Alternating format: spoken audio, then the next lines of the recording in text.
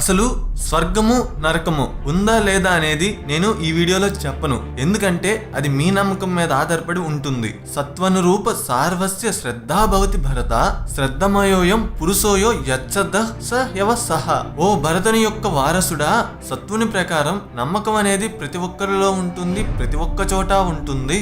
అసలు మనిషి నమ్మకంతోనే తయారు చేయబడ్డాడు. ఒక మనిషి ఎలాంటి వాడనేది తను ఉంచుకున్న నమ్మకం మీదే ఆధారపడి ఉంటుంది అని భగవద్గీతలో చెప్పబడింది.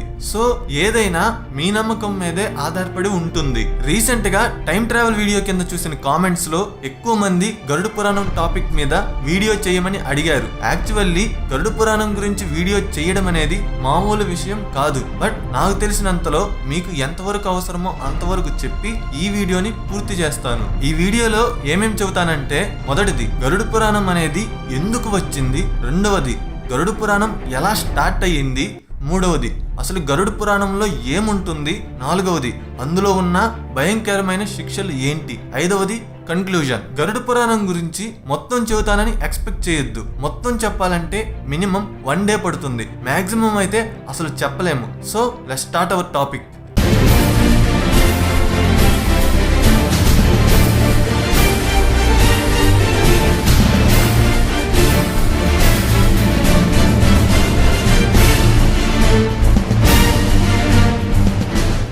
గరుడ పురాణం అనగానే కొంచెం భయం, కొంచెం భక్తి, కొంచెం ఇంట్రెస్ట్ మీలో మొదలవుతాయి. గరుడ పురాణం గురించి సహజంగా అందరికీ 3 అభిప్రాయాలు ఉంటాయి. మొదటిది, ఒక కుటుంబంలో ఎవరన్నా చనిపోతే ఆ 10 రోజులు మాత్రమే గరుడ పురాణం చదువుకోవాలి అని. రెండవది, గరుడ పురాణం పుస్తకం ఇంట్లో ఉంచుకుంటే ఆ కుటుంబంలోని వారు ఎవరో ఒకరు చనిపోతారని. మూడవది, గరుడ పురాణం పగల మాత్రమే చదవాలి అని. కొంతమంది పండితులు ఈ మూడిటికి సైన్స్ ఎక్స్ప్లెనేషన్ లేదని వాటిని మూఢనమ్మకాలుగా భావిస్తారు. కొంతమంది ఇవి నిజమని నమ్ముతారు. ఇందాక చెప్పినట్టు ఏదైనా మీ నమ్మకం మీదే ఆధారపడి ఉంటుంది. ఎవరన్నా మీ ఇంట్లో చనిపోతే చదువుకునేది 16 అధ్యాయాల గరుడ పురాణం మాత్రమే. అసలు గరుడ పురాణంలో మొత్తం 293 అధ్యాయాలు ఉన్నాయి. అందుకే గరుడ మహాపురాణం అని అంటారు. ఇక్కడ అధ్యాయాలు అంటే చాప్టర్స్ అని అర్థం. అసలు మన హిందూ స్క్రిప్చర్స్ గురించి చెబుతాను. మొత్తం హిందూ గ్రంథములు 2. మొదటిది శృతి, రెండవది స్మృతి. శృతిని ప్రాథమిక గ్రంథములు అని కూడా అంటారు, స్మృతిని ద్వితీయ గ్రంథములు అని కూడా అంటారు. శృతి అంటే విన్నవి అని అర్థం. ఋషులు ధ్యానం చేసేటప్పుడు వేటినైతే విన్నారో వాటిని శృతి గ్రంథములు అని అంటారు. అవి ఋషుల యొక్క సొంత ఆలోచనలు కాదు, వాళ్ళు జస్ట్ దేవుడికి మనుషులకి మధ్య బ్రిడ్జెస్ లాంటి వాళ్ళు. దేవుళ్ళు వేటినైతే ఆ ఋషులకు చెప్పేవాళ్ళు వాటిని ఆ ఋషులు వాళ్ళ శిష్యులకి చెప్పేవాళ్ళు. ఈ శృతి గ్రంథములు దేవుడి మూలానికి సంబంధించినవి. కొన్ని సంవత్సరాలుగా ఋషులు వారి శిష్యులకి బోధిస్తూ వచ్చారు. ఆ తర్వాత వ్యాస మహర్షి ఫ్యూచర్ జనరేషన్స్ కి ఉపయోగపడాలని ఈ శృతి గ్రంథములను 4 టైప్స్ గా డివైడ్ చేశాడు. ఎందుకంటే సామాన్య మానవుడికి అర్థం కావాలి అనే ఉద్దేశంతో. ఆ 4 టైప్స్ ఏంటంటే, number 1 Rigveda, number 2 Yajurveda, number 3 Samaveda, number 4 Atharvaveda. ఈ 4 వేదాస్ని కలిపి చతుర్వేదములు అంటారు. ఋగ్వేద ది బుక్ ఆఫ్ మంత్ర. ఇందులో శ్లోకాలు, మంత్రాలు ఉంటాయి. ఆత్రి, కన్వ, వశిష్ఠ, విశ్వామిత్ర, జమదగ్ని, గౌతమ అండ్ భరద్వాజ వీళ్ళు రాసిన శ్లోకాలు ఇందులో ఉంటాయి. Samaveda the book of song. ఋగ్వేదంలో శ్లోకాలు అక్షరాల రూపంలో ఉంటాయి, సామవేదంలో అవే శ్లోకాలు సాంగ్స్ రూపంలో ఉంటాయి. ఋగ్వేద నాలెడ్జ్ అయితే సామవేద దాని రియలైజేషన్. అంటే ఋగ్వేద వైఫ్ అయితే సామవేద తన హస్బెండ్ లాంటిది. అజుర్వేద ది బుక్ ఆఫ్ రిచువల్. ఇందులో మెయిన్ గా మన ఆచారాలు, వాటిని ఆచరించే పద్ధతులు ఉంటాయి. Atharvaveda the book of spell. ఇందులో బ్లాక్ మ్యాజిక్ సంబంధించిన విషయాలు, మెడిసిన్ కి సంబంధించిన విషయాలు, యుద్ధానికి సంబంధించిన విషయాలు ఉంటాయి. అంటే మనం ఎవ్రీడే లైఫ్ లో ఏమేం చేస్తామో వాటి గురించి ఉంటాయి. ఈ 4 వేదాస్ మళ్ళీ ఒక్కొక్కటి 4 సెక్షన్స్ గా డివైడ్ చేయబడింది. ఎందుకంటే వ్యాసుడు ఒక సాధారణ మనిషికి వేదాలు అర్థం కావాలనే ఉద్దేశంతో ఇలా ప్రతి ఒక్కటి దాని సబ్జెక్ట్ బట్టి డివైడ్ చేశాడు. వ్యాసుడు ఎంత గొప్పవాడంటే ఏ సైంటిస్టులు అతనితో సరితూగరు. ఈ సృష్టిలో ఉండే ప్రతి ఒక్క క్వశ్చన్ కి మన హిందూ స్క్రిప్చర్స్ లో ఆన్సర్ ఉంటుంది. ఈవెన్ ఇప్పుడుండే మోడర్న్ ఫిజిక్స్ లో లేని చాలా విషయాలు మన హిందూ స్క్రిప్చర్స్ లో ఆల్రెడీ ఉన్నాయి. ఇక్కడ స్క్రిప్చర్ అంటే గ్రంథము అనే అర్థం. సంహితాస్, బ్రాహ్మణాస్, అరణ్యకాస్, ఉపనిషత్స్. ప్రతి ఒక్క వేదంలో ఈ 4 సెక్షన్స్ ఉంటాయి. ఇక స్మృతి గ్రంథముల విషయానికి వస్తే స్మృతి గ్రంథములు మొత్తం 7 సెక్షన్స్ గా డివైడ్ చేయబడింది. Number 1 Dharmashastras number 2, Nibandhas number 3, Puranas number 4, epics number 5, Agamas or Tantras number 6, Darshans. Valmiki Maharshi రాసిన రామాయణం, వ్యాస మహర్షి రాసిన మహాభారతం ఎపిక్స్ కిందకి వస్తాయి. ఇంకో ముఖ్యమైన విషయం, భగవద్గీత అనేది మహాభారతంలో ఒక భాగం మాత్రమే. కురుక్షేత్ర యుద్ధం జరగక ముందు శ్రీకృష్ణుడు అండ్ అర్జునుడికి మధ్య జరిగిన కన్వర్జేషన్ నే భగవద్గీత అని అంటారు. మహాభారతం మొత్తం 18 బుక్స్ అయితే 18, అందులో 6th బుక్ భగవద్గీత. ఇప్పుడు ఆ స్మృతి గ్రంథంలో ఉండే పురాణాల్లోకి వద్దాం. పురాణాల్లో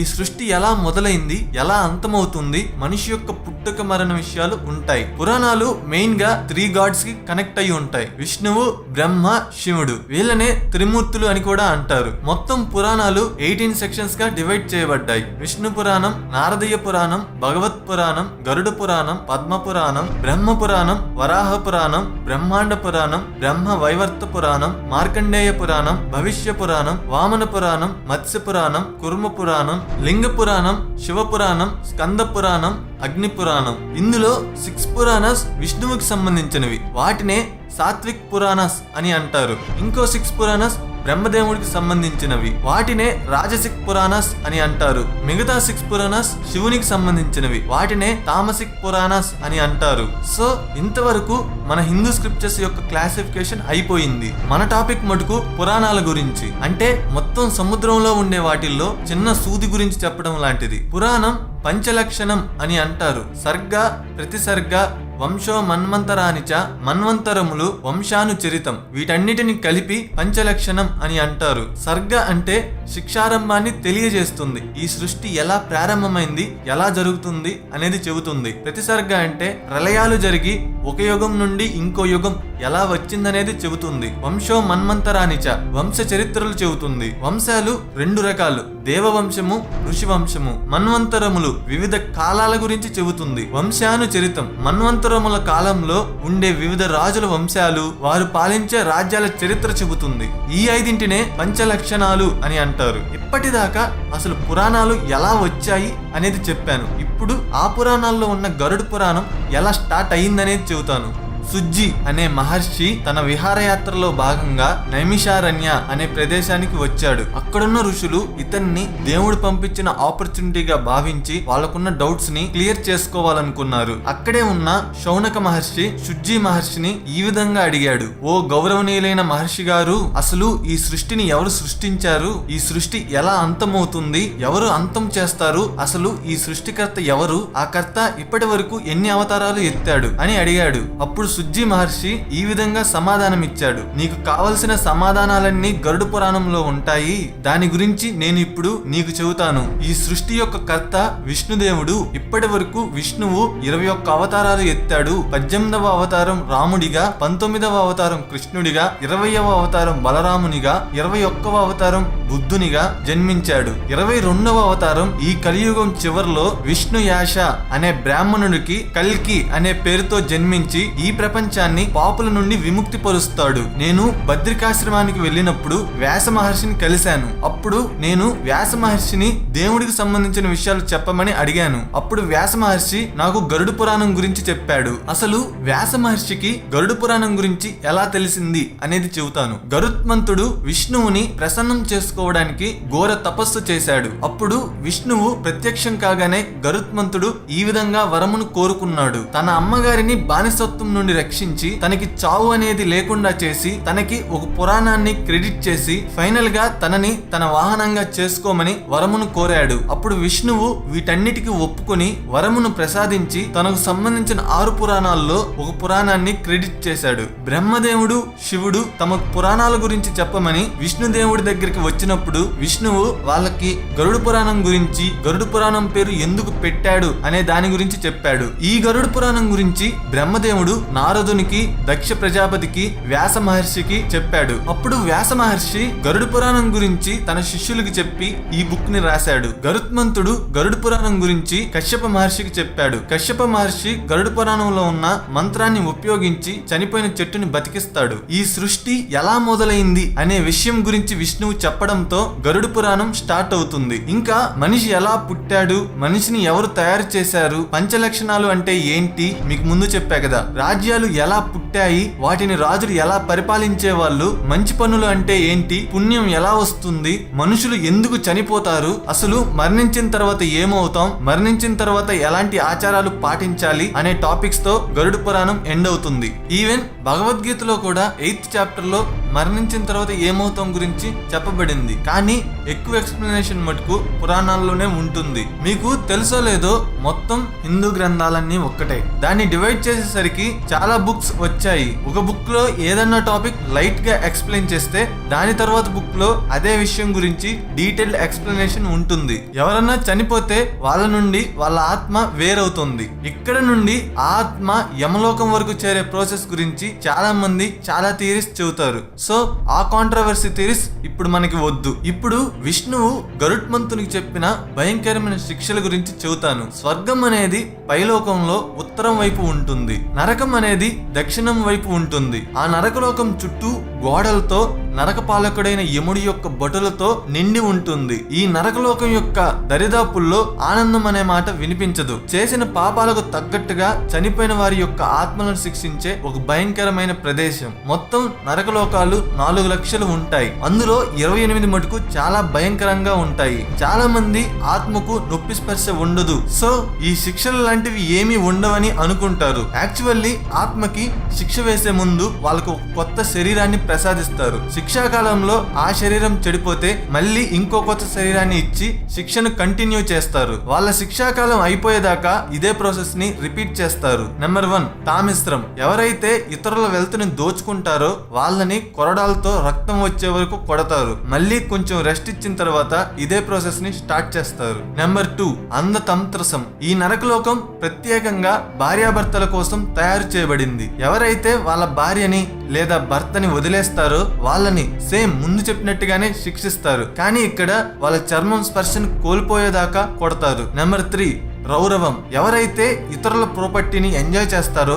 వాళ్ళని ఈ నరకలోకంలో వాళ్ళ టైం అయిపోయేదాకా ఒక పెద్ద సర్పం చేత కరిపిస్తారు. నెంబర్ 4 మహరారు రవం. ఇక్కడ కూడా పాముల చేతే కరిపిస్తారు, కానీ ఇక్కడ నాన్ స్టాప్ గా కరిపిస్తారు. ఎవరైతే పక్కనోళ్ళ వైఫ్ ని లేదా లవర్ ని దొంగిలిస్తారో వాళ్ళని ఇక్కడ శిక్షిస్తారు. నెంబర్ 5 కుంభీపాకం. ఎవరైతే ఆనందం కోసం జంతువులను చంపుతారో వాళ్ళని బాగా కాగే నూనెలో పడేస్తారు. నెంబర్ 6 కలసూత్రం. ఎవరైతే పెద్దవాళ్ళని గౌరవించరో వాళ్ళని మంటల్లో పడేస్తారు. అమ్మా నాన్నలని గౌరవించని వాళ్ళకి కూడా ఇదే శిక్ష. నెంబర్ 7 అసితాపత్రం. ఎవరైతే వాళ్ళ డ్యూటీని కరెక్ట్ గా నిర్వహించరో వాళ్ళని తాడుకు చివర కుక్కాన్ని కట్టి దాన్ని వాళ్ళ చర్మానికి గుచ్చి వేలాడదీస్తారు. మొహం మీద రాళ్ళు విసురుతారు. వాళ్ళు స్పృహ తప్పి పడిపోయేదాకా కత్తితో దారుణంగా పొడుస్తారు. స్పృహ వచ్చిన తర్వాత ఇదే ప్రాసెస్ ని మళ్ళీ రిపీట్ చేస్తారు. నెంబర్ 8 శుక్రాముఖం. పాలకులు ఎవరైతే వాళ్ళ ప్రజల్ని సరిగ్గా చూసుకోరో వాళ్ళకి ఈ నరకలోకంలో శిక్ష వేస్తారు. వాళ్ళని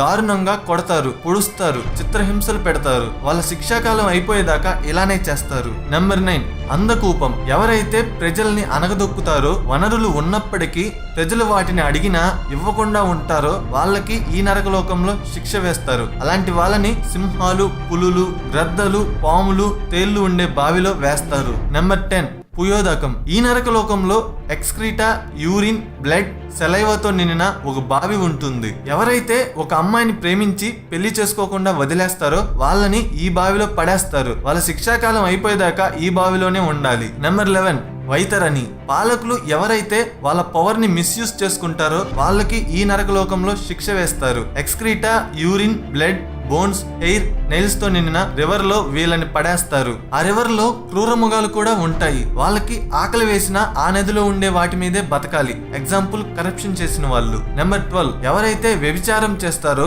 మగవాళ్ళు కానీ లేదా ఆడవాళ్ళు కానీ వాళ్ళకి ఈ నరకలోకంలో శిక్ష వేస్తారు. బాగా కాలే రాడ్ ని తీసుకొచ్చి ఒక ప్లేస్ లో పెడతారు. పాపం చేసిన వారి చేతుల్ని ఆ రాడ్ మీద పెట్టమంటారు. అదే టైంలో వాళ్ళ చేతుల మీద కాలే నీళ్లు పోస్తారు. అట్ ది సేమ్ టైం వెనకాల వీపు మీద కొరడాతో కొడతారు. నెంబర్ 13 క్రిమి భోజనం. ఎవరైతే ఇతరులని అరెస్ట్ చేస్తారో వాళ్ళని ఒక గుంజగా కట్టేసి వాళ్ళ మీదకి పురుగుల్ని, పాముల్ని వదులుతారు. బతికుండగానే అవి వాళ్ళని తినేస్తాయి. అప్పుడు వాళ్ళ బాడీ చెడిపోతుంది. సో మళ్ళీ న్యూ బాడీని ప్రొవైడ్ చేస్తారు. మళ్ళీ ఇదే ప్రాసెస్ ని కంటిన్యూ చేస్తారు. నెంబర్ 14 విశాసనం. ఎవరైతే సంపద ఉంది కదా అని కేవలం దాన్ని చూపించాలి అనే ఉద్దేశంతో విచ్చలవిడిగా ఖర్చు పెడతారో వాళ్ళని కత్తులతో వాళ్ళ చర్మాన్ని కోస్తారు. నెంబర్ 15 ఆయపనం. ఎవరైతే మద్యాన్ని సేవించడం, పొగ త్రాగడం, ఇంకా ఇలాంటి టాక్సిక్ మెటీరియల్స్ ని యూజ్ చేయడం చేస్తారో వాళ్ళని ఈ నరకలోకానికి పంపిస్తారు. మీరు ఎన్నిసార్లు అయితే ఇలాంటి పనులు చేస్తారో అన్నిసార్లు మీ నోట్లో లావాని పోసి తాగిపిస్తారు.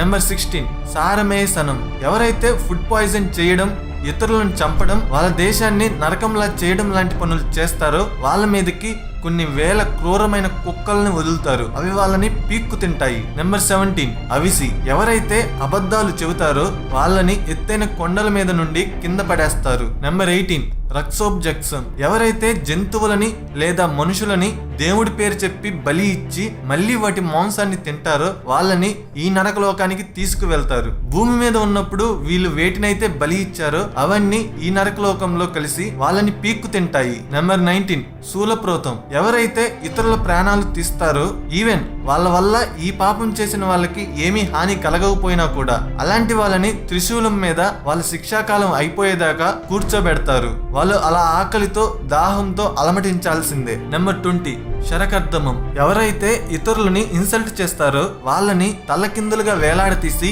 యమగొట్లు ఎన్నో విధాలుగా టార్చర్ చేస్తారు. 21 శుచీముఖం.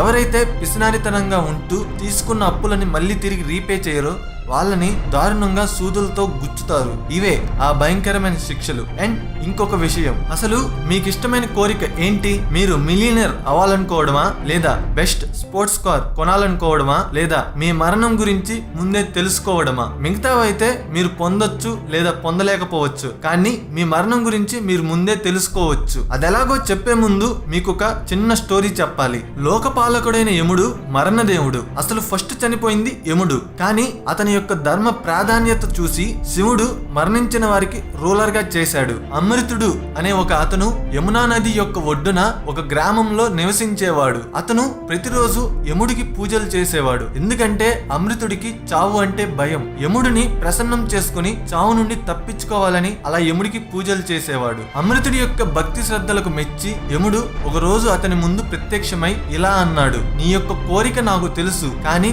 పుట్టినవాడు మరణించక తప్పదు, మరణించిన వాడు జన్మించక తప్పదు, కానీ నా యొక్క దివ్య దృష్టిని నీకు ప్రసాదిస్తాను అని యముడు అమృతుడితో అన్నాడు. అప్పుడు అమృతుడు, నాకు అలాంటివేమీ వద్దు, కానీ నాకు మరణం సంభవించే ముందు నాకు ఒక మెసేజ్ పంపు, నాకు మరణం వస్తుందని తెలియజేయడానికి. అప్పుడు నా కుటుంబానికి కావలసిన ఏర్పాట్లు చేసి నీ దగ్గరికి వస్తాను అని అమృతుడు యముణ్ణి అడిగాడు. అప్పుడు అమృతుడు అడిగిన కోరికను మన్నించి నీకు మరణం సంభవించే ముందు 4 లెటర్స్ ని పంపిస్తానని వరమును ప్రసాదించి యముడు అదృశ్యమయ్యాడు. అమృతుడు ఇక భయం లేకుండా తను అనుభవించాల్సినవన్నీ అనుభవిస్తూ చిన్న చిన్న పాపాలు చేస్తూ జీవితం గడపసాగాడు. చాలా సంవత్సరాలు గడిచాయి. అతని జుట్టు తెల్లబడిపోయింది. ఇంకా యముడి దగ్గర నుండి లెటర్ రాలేదు. కొన్ని సంవత్సరాల తర్వాత అతని పళ్ళు మొత్తం ఊడాయి, కానీ ఇంకా అతని మరణం గురించి లెటర్ రాలేదు. యముడికి బదులు వేరే దేవుళ్ళకి పూజలు చేయడం మొదలు పెట్టాడు. ఇంకొన్ని సంవత్సరాల తర్వాత అతని కంటి చూపు దెబ్బతినింది. కొంతకాలం తర్వాత కాళ్ళు చేతులు పడిపోయాయి. అయినా ఇంకా లెటర్ రాలేదు. కానీ ఒక రోజు అతను నిద్రిస్తుండగా యమభటులు వచ్చారు. అప్పుడు అమృతుడు నిద్ర లేచి యముడు పంపించిన లెటర్ కోసం తన ఇంటిని మొత్తం వెతికాడు, కానీ ఎక్కడా కనపడలేదు. అప్పుడు అమృతుడికి యముడి మీద కోపం వచ్చింది. ఇంకేం చేస్తాడు? చనిపోయిన తర్వాత ప్రాసెస్ ప్రకారం యమలోకానికి వెళ్ళాడు. యముడు ముందు నుంచున్నాడు. అమృతుడిని చూసి యముడు నవ్వుతున్నాడు. అప్పుడు అమృతుడు యముడిని తప్పు పట్టడం స్టార్ట్ చేశాడు. నీవు నాకిచ్చిన మాటని తప్పావు. నాకు మరణం సంభవించే ముందు నాకు ఎటువంటి ఉత్తరాన్ని నువ్వు పంపించలేదు, కానీ నన్ను యమలోకానికి ఇప్పుడు తీసుకొచ్చారు. ఇదేనా నువ్వు నాకు చేసే న్యాయం అని అమృతుడు యముడిని అడిగాడు. అప్పుడు యముడు, నేను నీకు 4 లెటర్స్ ని పంపించాను, కానీ నువ్వు చూసుకోలేదు, అది నా తప్పు కాదు అని సమాధానమిచ్చాడు. 4 లెటర్సా? నాకు ఒక్కటి కూడా అందలేదు అని అమృతుడు అన్నాడు. అప్పుడు యముడు అమృతుడితో, నీకు తెలివి ఉన్నప్పటికీ నీ దగ్గర మూర్ఖత్వమే ఎక్కువ ఉంది. నేను పెన్ను తీసుకుని పేపర్ మీద రాసి పంపిస్తానని నీ మూర్ఖత్వం వల్ల అనుకున్నావు, కానీ నీ బాడీనే పేపర్ గా, నీ బాడీలోని చేంజెస్ నే పెన్ గా, టైం నే పోస్ట్ ఆఫీస్ లా వాడుకుని నీకు 4 లెటర్స్ ని పంపించాను. నీ జుట్టు తెల్లబడడం నీకు పంపించిన ఫస్ట్ లెటర్, నీ పళ్ళు రాలిపోవడం నీకు పంపించిన సెకండ్ లెటర్, థర్డ్ లెటర్ నీ కంటి చూపు పోవడం, నీ కాళ్ళు చేతులు పడిపోవడం నీకు పంపించిన 4th లెటర్ అని యముడు అమృతునితో అన్నాడు. సో మనం మన జీవిత ప్రయాణాన్ని స్టార్ట్ చేసి మన కర్మలని పూర్తి చేస్తూ మన కర్తవ్యాలను సరిగ్గా నిర్వర్తిస్తూ యముడు పంపించే 4 లెటర్స్ కోసం వెయిట్ చేయాలి. మనం చేసిన పాపాలను బట్టి మనం నెక్స్ట్ జన్మలో ఏ విధంగా పుడతామనేది కూడా వ్యాసుడు చెప్పాడు. బట్ ఇప్పుడు టైం అయిపోయింది కాబట్టి నెక్స్ట్ టైం హిస్టరీ గురించి వీడియో చేసేటప్పుడు ఈ టాపిక్ ని షూర్ గా అందులో ఇంక్లూడ్ చేస్తాను. పురాణాల గురించి విన్నా పుణ్యమే, చెప్పినా పుణ్యమే. సో మీ ఫ్రెండ్స్ కి, ఫ్యామిలీకి FB లో, వాట్సాప్ లో ఈ వీడియో లింక్ ని షేర్ చేయండి. నా next video big bang theory topic మీద. నేను చేసే వీడియోస్ మీకు నచ్చితే సబ్స్క్రైబ్ చేయండి. ఇంకా మంచి మంచి ఇంట్రెస్టింగ్ విషయాలు నా ఫేస్బుక్ పేజ్ లో పోస్ట్ చేస్తుంటాను. ఆ అప్డేట్స్ కోసం facebook.com/arunsuriteja_official నా ఫేస్బుక్ పేజ్ ని లైక్ చేయండి. కింద డిస్క్రిప్షన్ లో కూడా లింక్ పెట్టాను. ఈ టాపిక్ గురించి ఇంకా డెప్త్ గా తెలుసుకోవాలంటే నేను రిఫర్ చేసిన వెబ్సైట్ లింక్స్ కింద డిస్క్రిప్షన్ లో పెట్టాను. ఇంట్రెస్ట్ ఉంటే మీరు కూడా వాటిని రిఫర్ చేయండి. Thank you. నెక్స్ట్ వీడియోలో మళ్ళీ కలుద్దాం.